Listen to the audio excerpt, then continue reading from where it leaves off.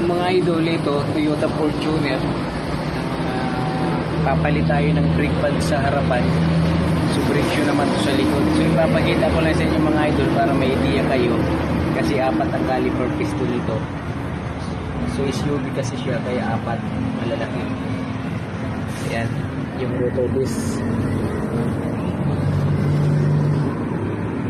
So ito siya, papalitan natin ng brake pad mga idol kasi sobrang nipis na siya.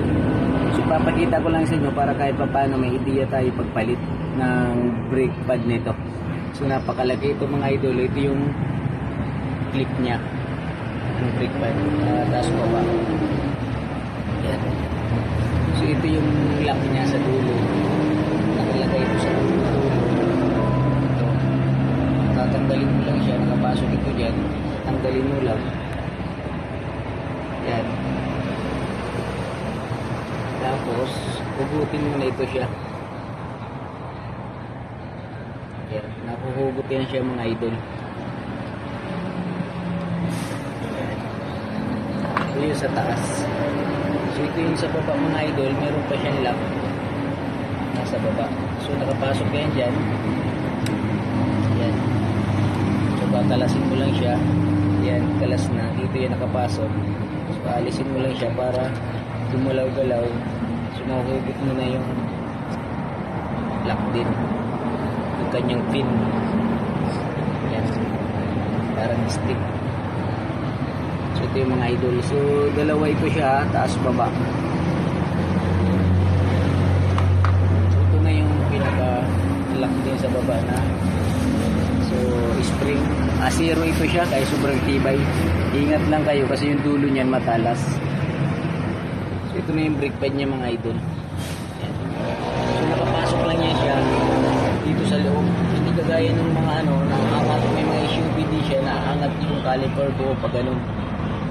Ayan, pag ganun, angat niya siya, nakapasok lang sa loob. Paano masabi? Gagawin mo lang, paglagay mo ng bago. Ayan. Ayan. So ayan, sobrang nipis na siya. Kaya nagdesisyon na si boss na palitan. Ano ka nasisira, ulo? So inihintay pa namin yung deliver ng parts kasi manggagaling pa sa Imos. So bibihira lang ang may stock dito. Yan mga idol, napaka-nipis na siya. So ang tinatakbo niya 80,000 kilometers na. Gunggong! Barinig kita sa mukha eh!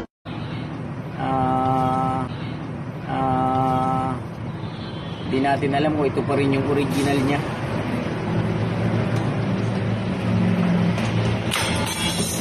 So ayan, expired na talaga siya mga idol. So nag-crack na yung brake pad niya. Alam ko ito pa rin yung original, na yun lang ito magpapalit. Aabutan siya ng 80,000 kilometers. Ayan o, may expired siya mga idol sa katagalan. Kaya nabibiyak yung pinaka-lining. So yun lang na nagiging kaya na-share ko sa inyo. So ito mga idol, ipipress natin yan, mga piston na yan, apat. Yan. Paglagay ng bago mamaya, papakita ko sa inyo mamaya kung paano yung pag-press ng apat. So mga idol, ito na yung bago. So ayan, napakakapal niya. So ito lang, isusuk-suk nyo lang ng ganyan. Yan. Yan, papasok.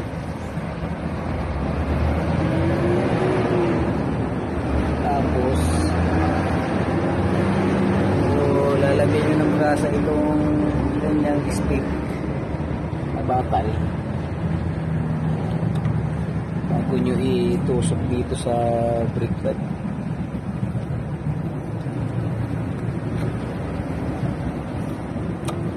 Para suwabi naman.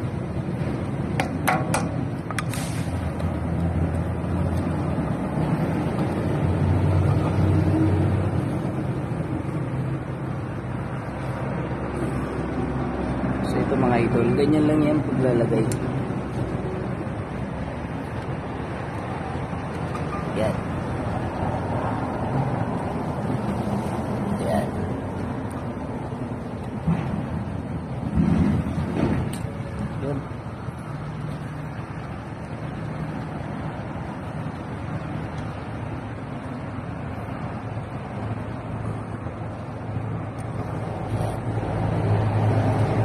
ilalagay nyo itong spring. Yan. Papasok siya sa loob.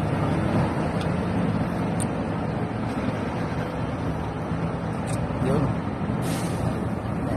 Yan yung ano. Yan. Ayan yung tamang paglagay mga idol. Yun. So okay, ilalak na lang ninyo sa magkabila. Dito. So ayos mga idol, ganoon lang kadali paglagay ng brake pad ng apat ang piston. Susuksok mo lang ito kay ilalim. So yun, thank you.